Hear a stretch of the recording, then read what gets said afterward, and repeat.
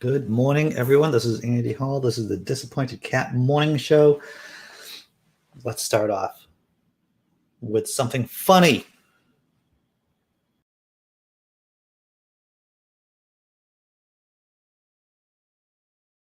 Sir, remember makeup? Yeah. It's given me a new idea. Go on. It's called shapewear. What's that? Similar to how makeup allows you to smooth unsightly features, but it clogs your pores and causes more issues than it You solves. told me last week. You don't need to explain. We create a line of clothing that squishes the midsection to force a slimmer figure. Oh, I could use that. Oh, you won't want to, sir, when you hear the best part. The best part? If overused, the constriction will cause issues with skin, circulation, and bloating. Jenkins, that's nasty. Not as nasty as someone saying that your body shape needs to be corrected. Oh, definitely not. Or as nasty as the medical bills it'll gouge from your bank account. Gouge away! I don't know if anyone else has heard this. I'm not hip deep in the fashion scene, but I understand corsets are now back in fashion. Needless to say, I do not have a corset, but just from my exposure on Instagram and TikTok, it appears corsets seem to be, and we're not talking about old school Victorian era corsets either, of course, because those the whalebone corsets, they just did things to your insides that was horrible. They would shift your, if you wore corsets enough, women during the Victorian era, they would have their organs pressed all around their body in ways that was just unhealthy. But that's just my tangent upon tangent about corsets and slimwear. Hope everyone's doing today. Going to say hello to the chat. Hello, chat. I was actually just watching Brainbug's newest video. I believe it's his newest video, or it is a video about Yahweh's wife, God's wife. And I was literally watching it. It's only a 3-minute video. And I'm watching it, and it's like, oh, I have to start the show. So that's the backstory to my morning right here, watching one of Brainbug's videos and then realizing I have to jump on and be here, right? So Simply Secular, glad to see that you're here, sir. Dr. Mordecai, Jess M, B, Andy, hey, B, Jess Bear, Brainbug. Everyone's here. Glad to see everyone. I'm happy to be here. As always, I have my second cup of coffee. Second cup of coffee. I was awake at 2:00. No, 1:15 this morning. I don't know why. I did a little bit of, I just didn't do my regular sleep regimen. So I was up at 1:15. I was able to get back to sleep again. Thank my fictitious God.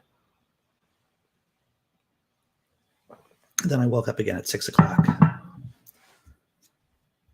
It's like behavior, man. Behavior is difficult to manage, right? So whenever I talk with Christians or Republicans, I try to stay mindful of the fact of how difficult it is to get my own stupid brain under control and how to get my own stupid behavior under control. And that helps me a little bit.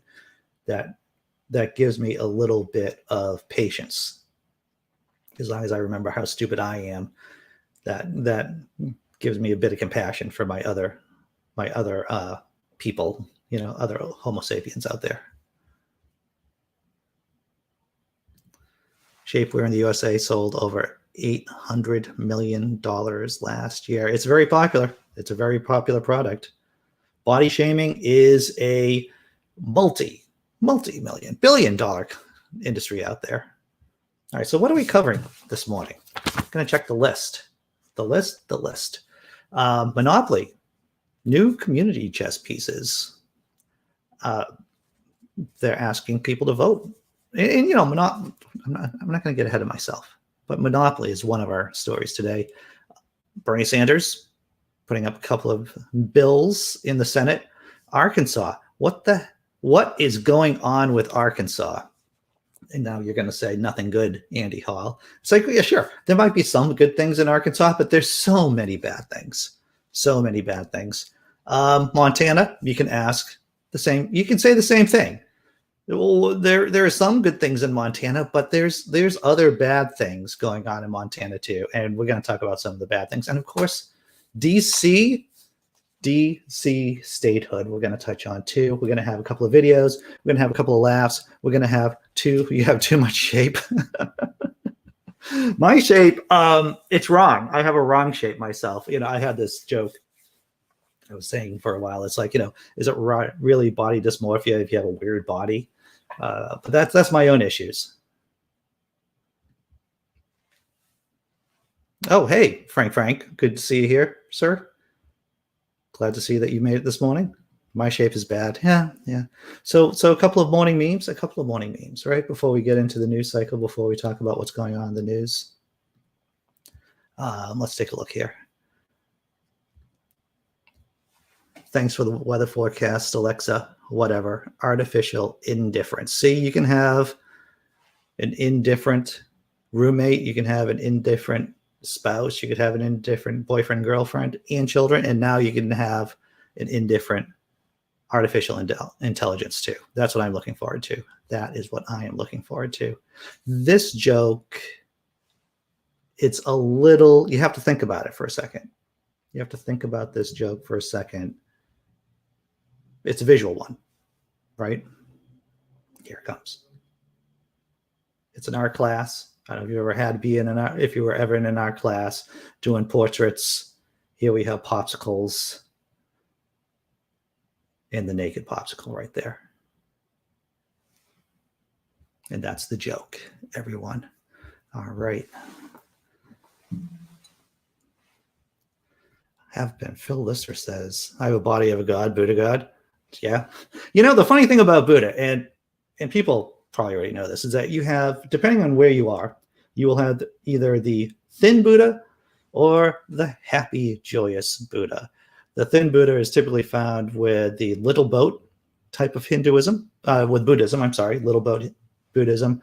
That's found in South Asia, in India, in South Asia, while the happy, maybe higher BMI Buddha is in China and Japan.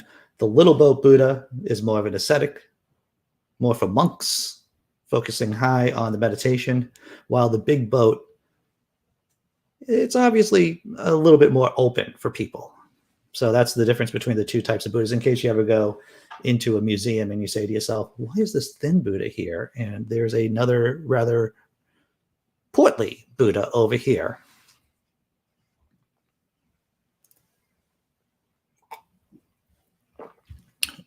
Eating food is body shaping. That's a very good point, Digital Bookworm. Very, very good point. And Southeast Asia is the skinny Buddha. That's right. And I used to know the proper terms for the two schools of Buddhism, whether it's but the translations roughly go to little boat and large boat Buddhism.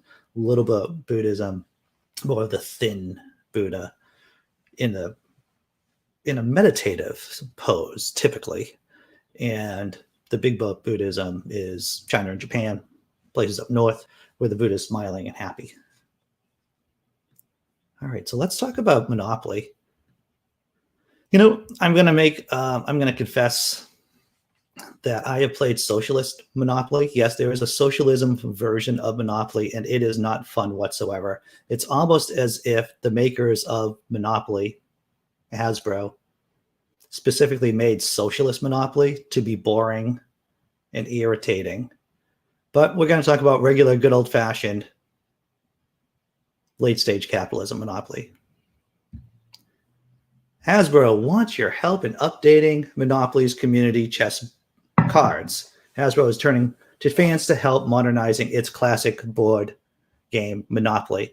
Before I get into this particular story, right, if you have any suggestions for community cards, new community cards or chance cards, please put them in the chat. I have a couple of ideas for a community chess card.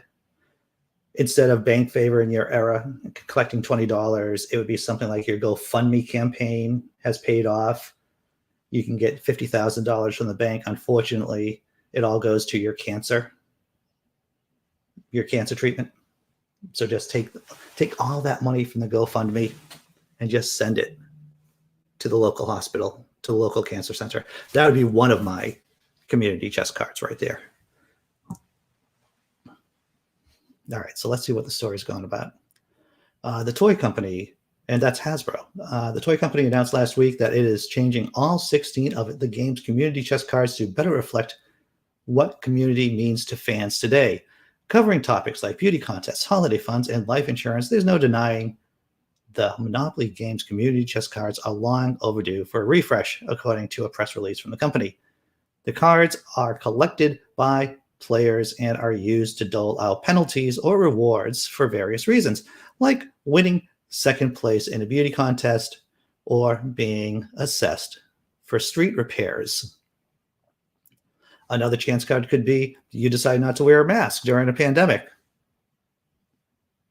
Go to the hospital. Instead of going to jail, you just be in the hospital, lose a couple of turns. That's a possibility. That's a potential card.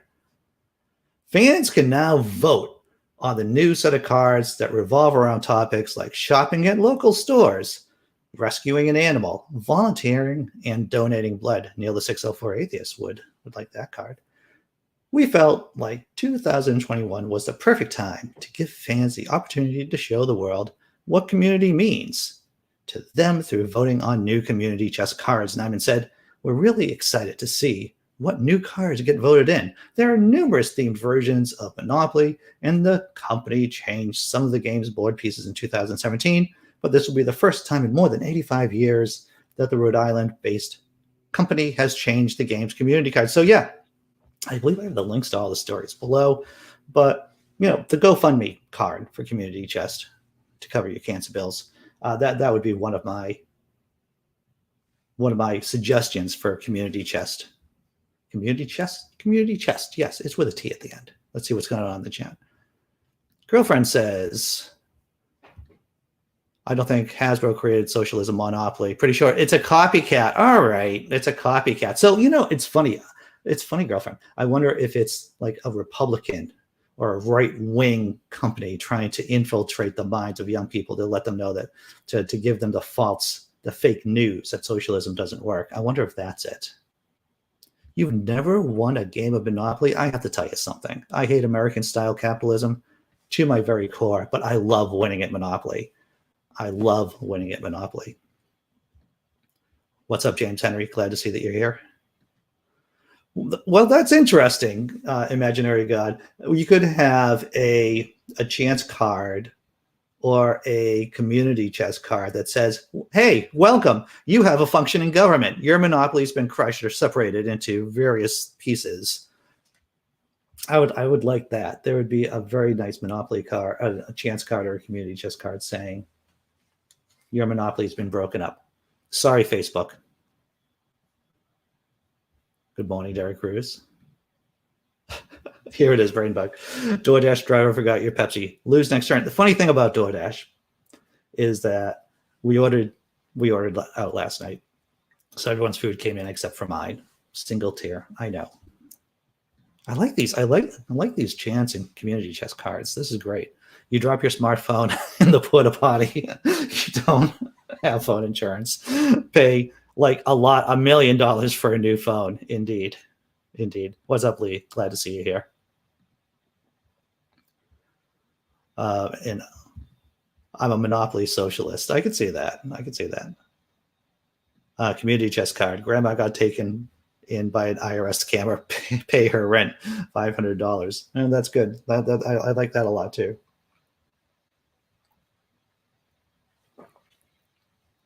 Oh, Simply Cyclist says, "Hey, I give blood with Neil and Randolph." All right, well, you should get a special card you should just get an honorary community chest card then, that you could just pull out in any kind of Monopoly game saying, "Hey, oh, Simply Secular, here you go. Your YouTube video went viral. Collect $10. That's so true. And one of my videos get like 340,000 hits, and it's like, here's your couple of pennies, Andy. Here's a couple of pennies for your viral video.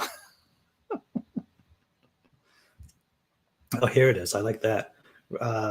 Remember, Sammy Jenkins goes, "Community chest COVID shot due. Pay $100. Yeah, pound of flesh and a pint of blood there. Oh, yep. Donation, plasma donation. Very nice. So, James Henry, I don't know if you came in late on this, but Hasbro, the company that makes Monopoly, they are coming out with new community chest cards. And so they're asking people to vote on new cards. And my suggestion was, of course, a GoFundMe campaign for your cancer therapy. But there's a lot of good suggestions here in the chat, everyone. This is great. Oh, congratulations, Lee. You got your first Moderna. Thank you, Andy, for saying that correctly. Moderna shot yesterday. Easy peasy. Good for you. My girlfriend just got her second shot yesterday. So really excited around the house. We got one out of two of us vaccinated. Angier. Nigerian prince wants to give you $2 million. Pay him $10,000 to get access to the money. Indeed. And, we could easily just talk about the obvious things like the Bitcoin. You bought Bitcoin at $60,000. It's now $6,000, And even though, don't get me going about Bitcoin, even though we know that Bitcoin is really high right now, there is inevitably going to be some kind of crazy drop where it loses half of its value. But it'd be good to have like a little Bitcoin coined. Your Instacart customer tip baited. You lose $20, indeed. Oh, hey, I like that. Pay $30,000 towards a police brutality case. Indeed. Right. You've been harassed by the police, and now you have to pay them. You filmed the police while they were committing a crime, and now you have to go to jail. That would be a chance card right there. Joined a sovereign city movement. Place fame peace on Candyland board. And here's another one. You are all on fire this morning. Community chest card. Your $20 Amazon order arrived. Pay $25 in custom charges. Indeed, all of that. Oh, Trump is, Samuel. Oh, look at this. Trump is elected again. All Democrats go directly to jail. Indeed. All great cards. I should write all these down and just send them into Hasbro.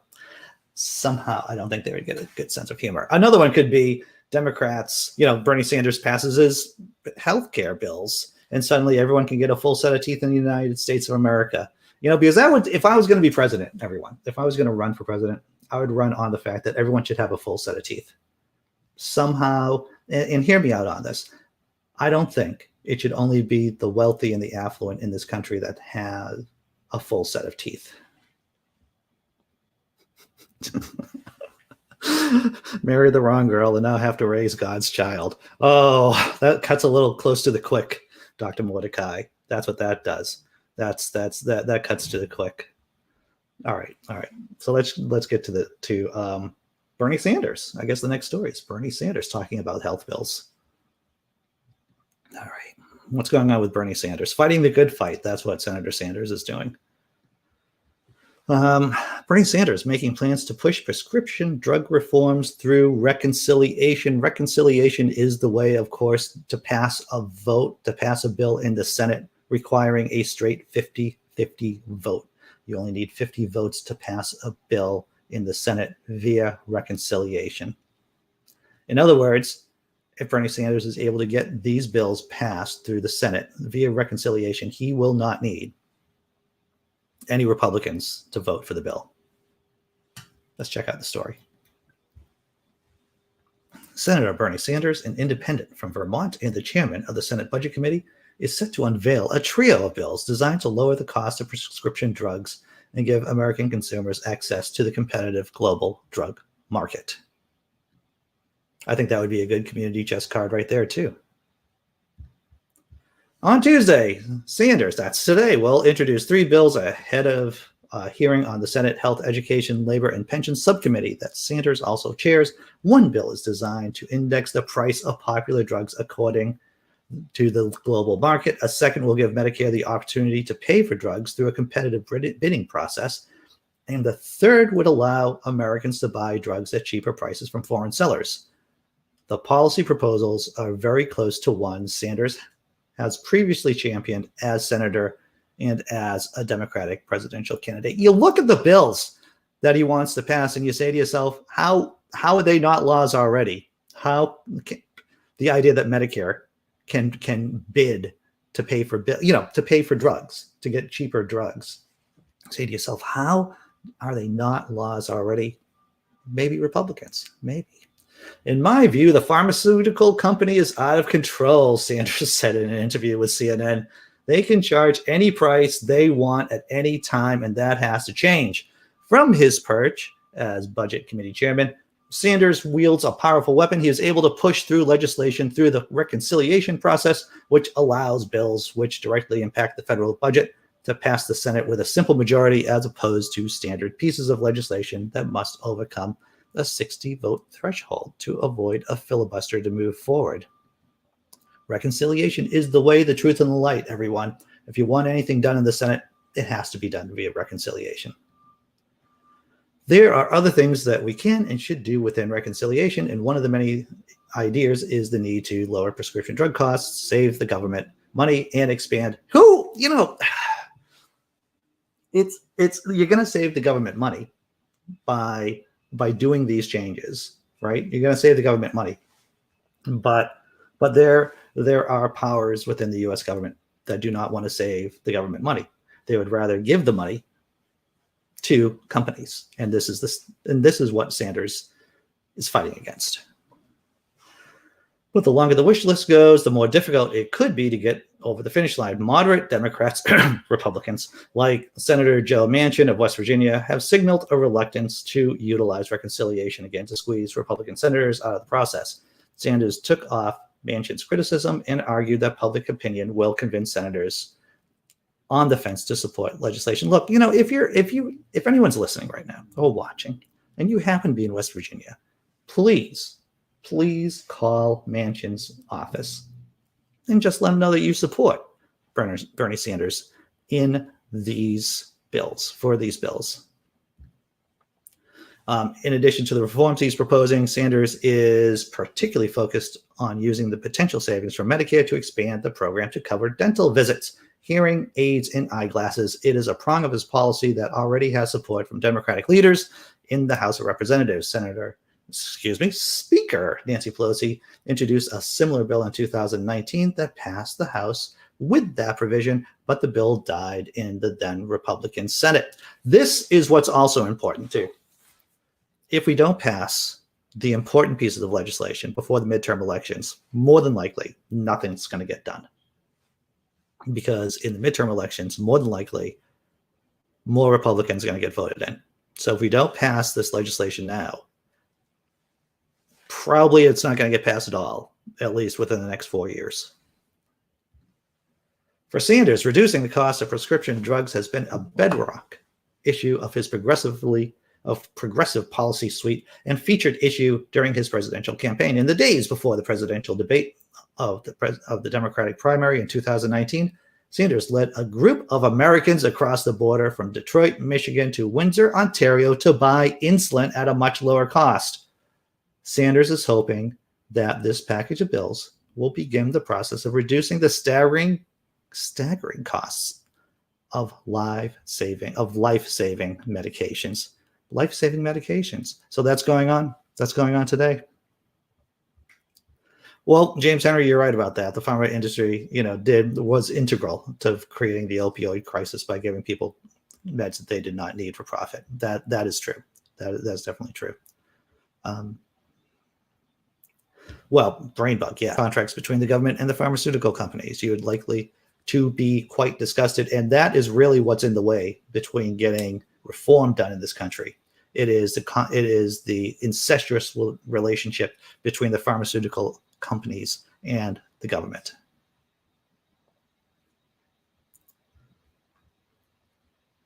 Nope, here we go. Dental is crazy, expensive, even with insurance. Yeah, it is. It's almost as if it needs price controls. It needs price controls. Let's see what else is going on in the chat. Oh, here's a chance card from Frank. Chance card: government purchase tainted Medicare drugs.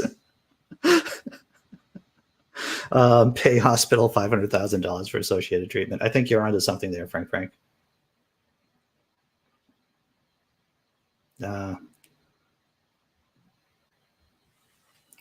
You have an invisible disability. Your car is attacked by a Karen with an umbrella for parking in a handicapped spot. Pay $20,000 in cosmetic repairs. To her angry face. Yeah, and the thing is, James Henry, the GOP in power never makes compromises, because you see the incentive for Republican politicians is to create a weak federal government. When you have a weak federal government, that means industry can do whatever it wants. That means religious fascists can do whatever they want. Republican senators and representatives have an incentive not to do anything, and to just rake in the money from lobbyists. It's the best job in the freaking world, to tell you the truth. Not only do you get to filibuster to obstruct the process, the democratic process, but you get tons of money. Here comes James Henry. I pay €200 a month for my health insurance, including full dental, physiotherapy, and much more. Indeed. The way forward, it is clear that what the way forward is, and it is doing this kind of policy, these kind of bills, passing these kind of bills that Senator Sanders wants to do. Well, the thing is, I had a psychology professor, Brainbug, in chat. And we were discussing one day, he was teaching us about Gestalt psychology. Now, he was biased against Gestalt psychology since he was a behaviorist.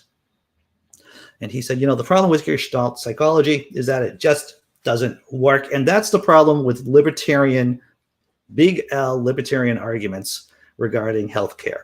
They just don't work. Libertarian in real life, real policies, they just don't work. They don't work when it comes to healthcare. They don't work in terms of electrical grids like we saw in Texas. They just don't work. Hey, Dave Paul, how you doing? Glad to see that you're here. I have a pre-existing condition. If I lose my insurance, wow, that's hard. Jesse Bear, I'm sorry to hear that. I've strongly considered moving to a different country. Yeah, there is a real incentive actually for Americans to save up their pennies and if they can get out before the big healthcare bills start coming in. Yeah, I'm sorry to hear that. One of the things about Obamacare, about the Affordable Care Act, was making insurance companies cover pre-existing conditions. Hey, Scott Duke, glad to see that you're here, sir. And thank you for the kind words. Kind words are always appreciated. Halftime. How is this already 28 minutes into the show? I don't know, everyone. Oh, by the way, I'm doing an open room later on today. After about 10 o'clock. We'll probably end it around 9:55 today. Give me 5 minutes. And, if anyone wants to pop in for the open room, the link is in the description below. And you can just hang out and chat. If I hang out and no one's there, then it'll be a very quick open room. If a couple of people show up, it'll be a longer open room. So who knows? All right. So this is the halftime show. I guess this is the halftime show. Where are the disappointed cats? Did you see the thumbnail for today's show? It was a cat in a cat carrier. How wonderful was that? And I have to say, yesterday's show was very cat heavy. We had a very cat heavy show yesterday. Let's do something funny. Open room. Yes, it could be an open room. Simply Secular Dave. That's what it can be. All right, let's do the halftime show, right?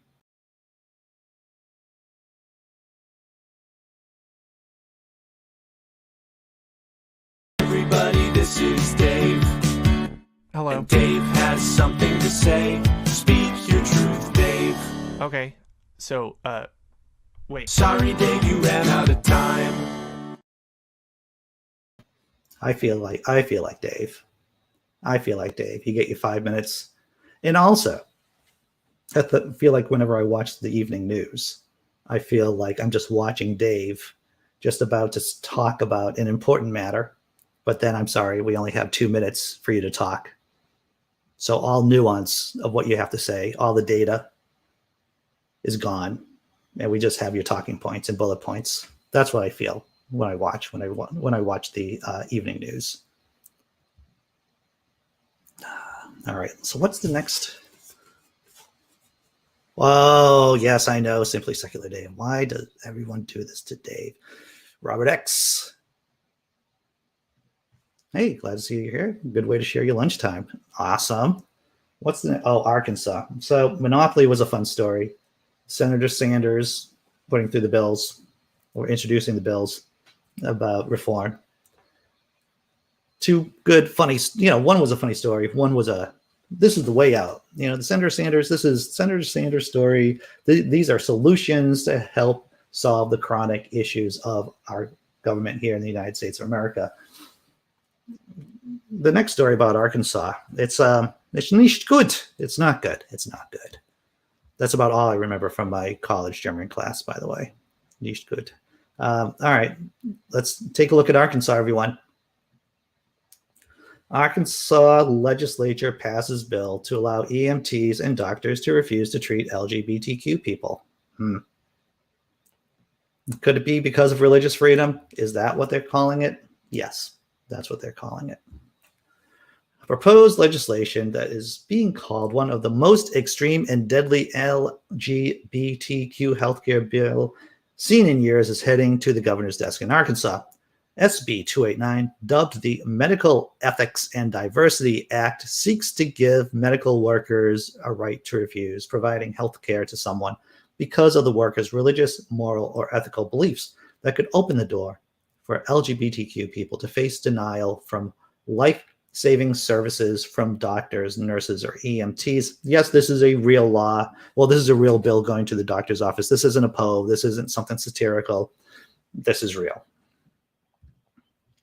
The bill was previously rejected by the Arkansas House Public Health, Welfare, and Labor Committee over criticism that it was too broad before it passed.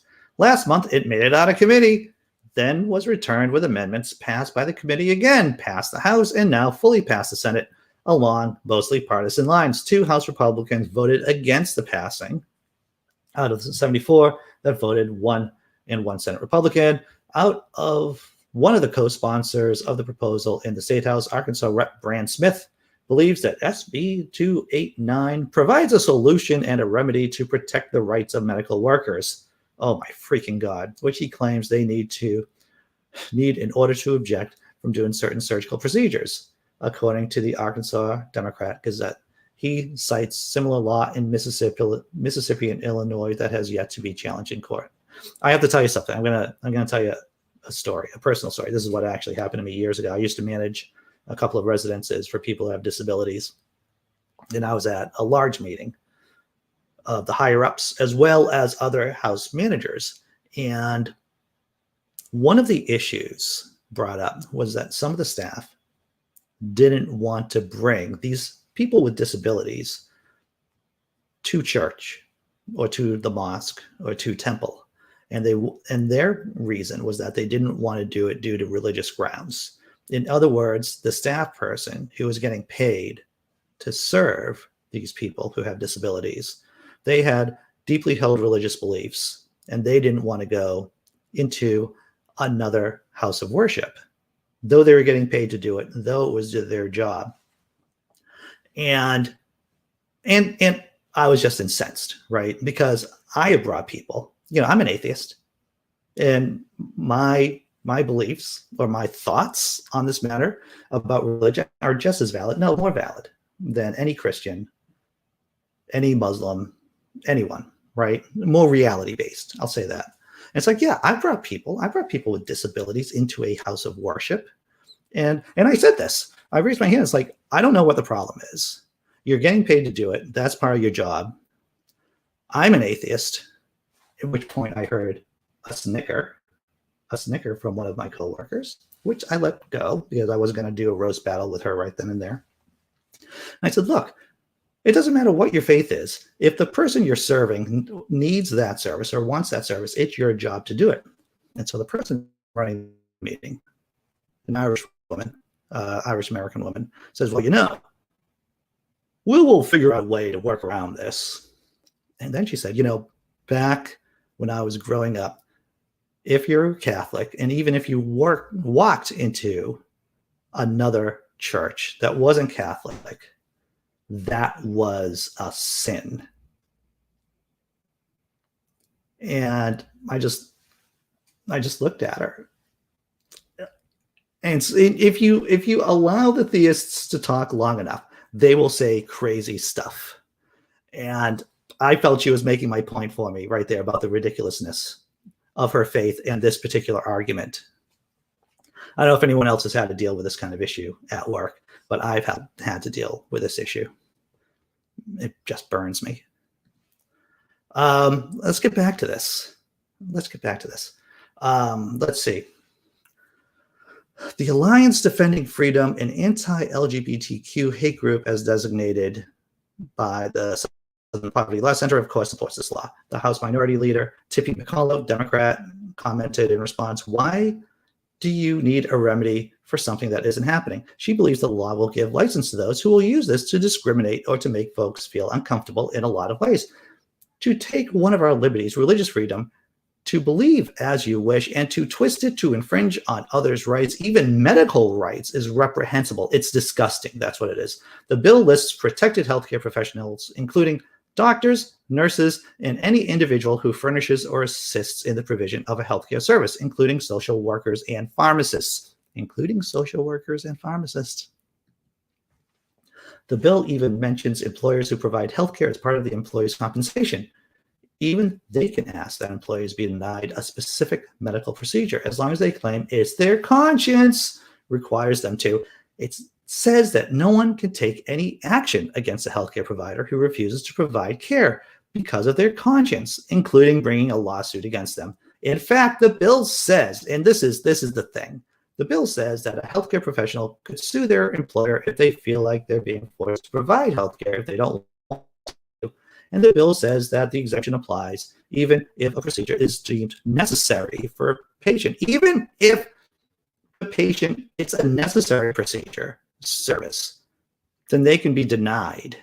They can be denied it in Arkansas if this bill passes. All right, chat. Yeah, well, you know, as a Bible-believing Christian, I'm appalled by the thought of this bill. It is gobsmackingly immoral. Yes, Scott Duke. This is exactly what it means. It would mean that an EMT could refuse services to Muslims, Buddhists, or atheists. This could mean a Jewish doctor could refuse services to a Lutheran pastor if he wanted to because of Martin Luther's rabid anti-Semitism. It's just amazing. James Henry, right there. Wow, right? Wow. Just it's and the hate in this world, it's crazy. Yeah, it's a crazy story.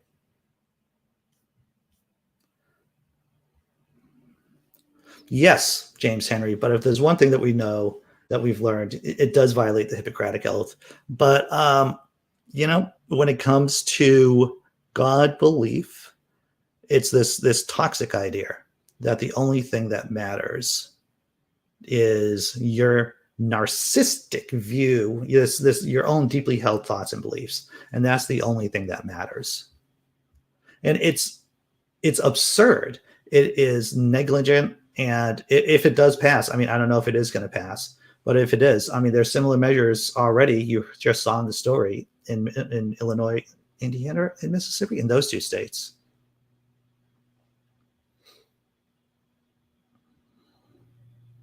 All right. They take the hypocritical oath. Well said, digital bookworm. Well said. Well, you know, James Henry, in a perfect world, a healthcare worker is not allowed to refuse medical care, but in theory, it's legal to do so in Mississippi. It may be legal to do so in Arkansas. It may be legal to do so in Indiana.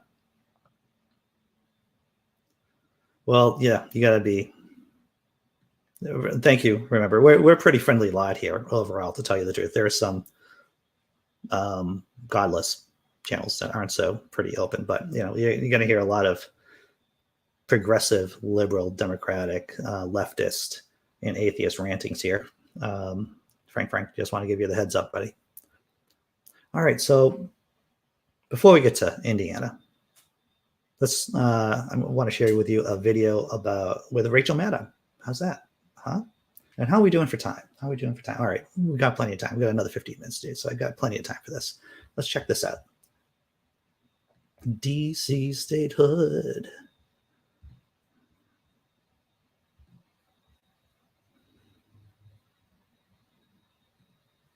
13 colonies. All the other 37 states admitted to the Union since have been added by an act of Congress. Why not one more? The last two were in 1959, Hawaii and Alaska. Alaska residents recently brought one of their U.S. senators a new flag with 51 stars on it, asking their senator, Lisa Murkowski of Alaska, to please support the admission of a 51st state. Please support the admission of Washington, D.C. as a new state. There's efforts actually all over the country to try to get Senate support for adding D.C. as a 51st state. I mean, D.C. does have a bigger population than Wyoming does, has a bigger population than Vermont does. D.C. residents pay as much or more in taxes as everyone else in the country. They do jury duty, they fight in wars, they vote for president, they do all the other things that all U.S. citizens do, but they don't have anyone who votes in Congress to represent them, which is the very definition of taxation without representation, which is a thing that's supposed to be a thing in this country. There was a referendum among D.C. residents in 2016 as to whether or not they wanted to become a state. 86% of D.C. residents said, yes, we would like to become a state. The U.S. House of Representatives is likely to vote very soon to make D.C. the 51st state, which would then send it to the Senate. That's why the focus of advocates for D.C. is more on trying to bring senators along. The House vote is basically a fait accompli. The House will vote that D.C. statehood should become reality. Nevertheless, today's D.C. statehood hearing in the House was redonk. It was ridiculous. In terms of the Republican arguments against D.C. statehood, Democrats are essentially unified now that D.C. ought to be a state. It used to be an inter-party fight within the Democratic Party. Democrats are basically all come around to the idea that D.C. ought to be a state. Republicans are basically all opposed, but they're having a hard time articulating exactly why they're opposed. For example, Republican Congressman Glenn Grothman of Wisconsin insisted today that Washington, D.C. can't be a state because Washington, D.C. doesn't have any mines, as in the underground places where miners work. D.C. doesn't have that, so clearly D.C. can't be a state. D.C. Mayor Muriel Bowser was testifying at the time that Congressman Grothman raised this objection. She did have to concede the point, saying, Congressman, it's true, we do not have any mines. But maybe that shouldn't settle the issue. Republican Congressman Jody Hice of Georgia then demanded to know how on earth Washington, D.C. could become a state since D.C. has no car dealerships. I do remember the part of the Constitution where it spells that out. No taxation without representation, no cruel and unusual punishment, no being forced to quarter soldiers, right? And then nobody gets to be a state without at least one major car dealership. Mines and car dealerships are the absence thereof. That was the argument from the Republican side today about why D.C. can't be a state. Incidentally, D.C. actually has car dealerships. Why is that the basis on which this decision should be made? Anyway, I do not know what the United States Senate will ultimately do about D.C. statehood, but the House is going to pass the bill to make D.C. a state. And after they do that, you would still be more likely to find a mountaintop removal mining operation with a Chevy dealership on top in D.C. than to find 10 Republican senators who are going to agree to this. So I don't know what the Senate is going to do. But like everything else, this does probably depend on Democrats getting it together to reform the filibuster. It's all about reforming the filibuster. And I just want to say once again, the Democrats at any time can just write down an exception to the filibuster and allow DC statehood in. Of course, they would have to get all 50 Democrats on board. They'd have to get Manchin, from West Virginia and a couple of other so-called Democratic senators on board. But if the Democrats wanted to, they could just change the rules for this particular case, because that's how the Senate rules work. They could just change the rules for this particular case and just vote in DC as a state. It would just be like that. Are these real arguments? Well, the brain bug, yes and no. They're not real arguments. I don't think anyone in a high school debate team would offer them up as real arguments, but they're real in their arguments, and they pass for those in the House of Representatives. And I have to tell you, why isn't Washington the capital? I believe it's Olympia, which I think it's a pretty cool name. If I'm going to have I think it's Olympia in Washington State, if I remember that correctly. And I know someone said that, asked about the confusion about Washington State is going to add more confusion about which Washington, right? There are many people still confused about Austria and Australia here in the States, or Georgia, the state, and Georgia, the country. And this will just add more confusion for elementary school children and Republicans. Seem like excuses. Yes, it is excuses. Nothing but excuses. And thank you. That is Olympia. See, I feel pretty good about that. I feel like I could do well. Maybe not as good as Hammond, but I think I could do okay in Jeopardy, at least in that category. All right. Oh, Montana. All right. We're going to do Montana.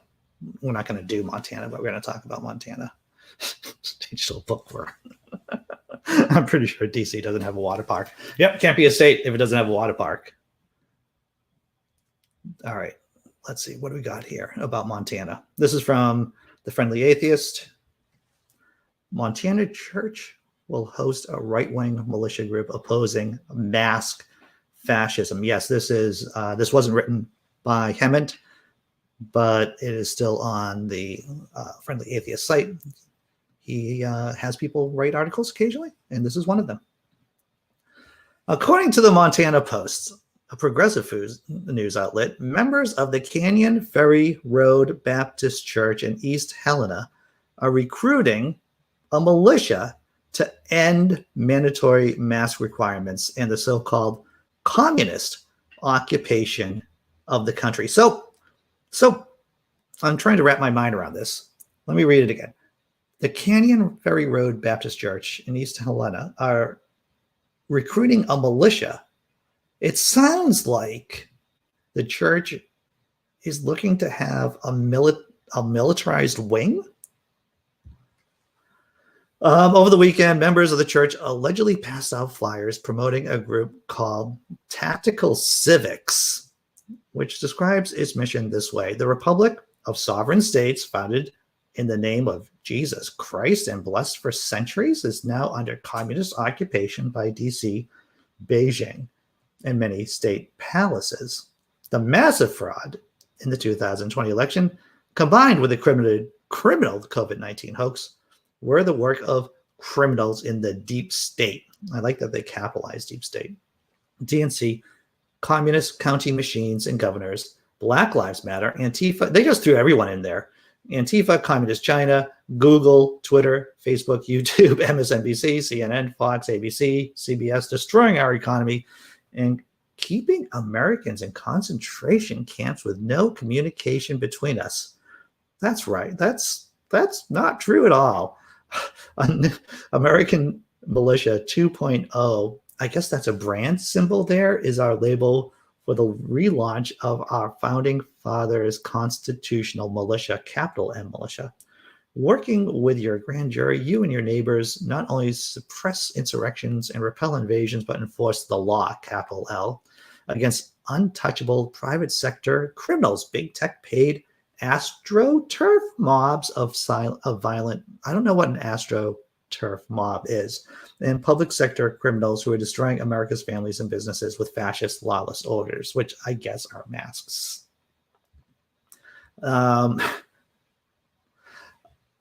Yeah, so it's basically a church going with a militia to enact violent change. Montana Post writer Don, I'm going to butcher his last name, described the interaction between a church member and a stranger. One person who received the flyers described her encounter. The members of the church, unmasked, banged on her door around 1 p.m. and handed over a flyer and smirked at me because I was wearing my vote mask. He also has images of the flyer. There's nothing on the church's website that suggests any sort of formal alliance with the group or anything overtly political, but the flyers say that an organizational event for the militia group will be held at the church on April 6th. That meeting is not listed on the church's website. This is America. I feel like that's a song. This is America, or at least this is Montana. Church and militias. This church in Montana with a militia. That's how you get fascism right there. That's how you get theocracy here in the States. All right. So if all states have minds, then it must be a prerequisite, right? Well, that's logical, right? I think Socrates said that. Socrates or Aristotle. I don't know. I don't know who wrote that, but probably one of them. Crusades 2.0. Yeah, exactly. And, this is the danger. I just want to point out again, I've said this over and over again, we cannot allow these green zones for religious terrorism. We've seen it. We've seen what happens in other countries when religious fanatics have areas that they can just operate freely in. In Pakistan, it's up north for them. It's in the tribal areas. Here in the U.S., it's areas of Montana, Arkansas, Deep South, other states. And this is why it's so important. Even if we do well in the next election, even if we do well in the next election after that we always have to put pressure on those groups. Law enforcement has to put pressure on them. Democrats have to work tirelessly to make lives better. Even people who we don't like. The thing is, when we increase the level of healthcare and education in our tribal areas, in these areas like in Montana, in Arkansas, there'll be less people driven towards religious fanaticism. And that's a country that I would like to live in, to tell you the truth.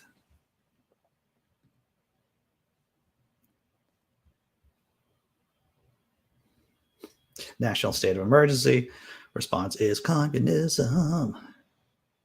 All right. Well, the Dems are, yes. Indeed. They, at least hopefully with people from the progressive wing of the party, the progressive wing of the party will be able to push the mainstream Democrats along, right? All right. Let's see. I think we covered. Did we cover everything? I think we did. Let's do the last bit of funny. We're going to do the last bit of funny and wrap everything up.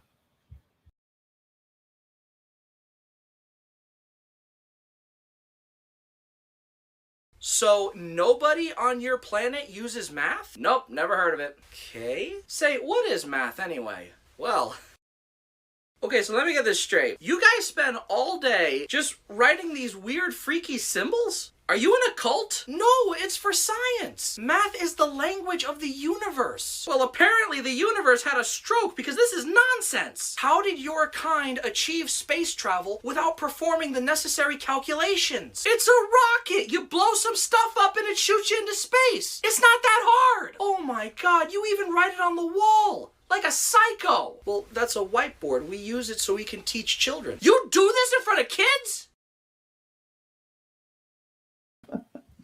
I thought that was funny. I thought that was worth sharing. All right. So what's so we're doing an after show. Anyone who wants to show up can show up. We had a good conversation with my buddy Jack Paterko and Tobin Templeman yesterday. If I think I can paste it right here. Oh, that's the StreamYard. So if you want to pop in, everyone, that's the link. We're going to be starting up at 10 o'clock in 6 minutes. I'm going to take a break for like 5 minutes. And if anyone wants to pop in, then they can pop in. If you don't want to pop in, you don't have to pop in. If you just want to, if you just want to see what goes on, if anything goes on, then that's okay too. But this is going to be so. Yeah, this is the end. This is the end. This is the end. So what have we covered? Monopoly, new cards. Sanders, Bernie Sanders, fighting the good fight for new bills, healthcare bills in the Senate. Arkansas, what the F's Arkansas? Rachel Maddow, DC statehood. I might just live long enough to see DC statehood. I'm looking forward to that, to tell you the truth. In Montana, what the F is wrong with Montana? Probably the same thing that's wrong with Arkansas, to tell you the truth. All right. I'm going to say thank you to my patrons with this last video, and hopefully I'll see you in a couple of minutes, everyone, for the after show.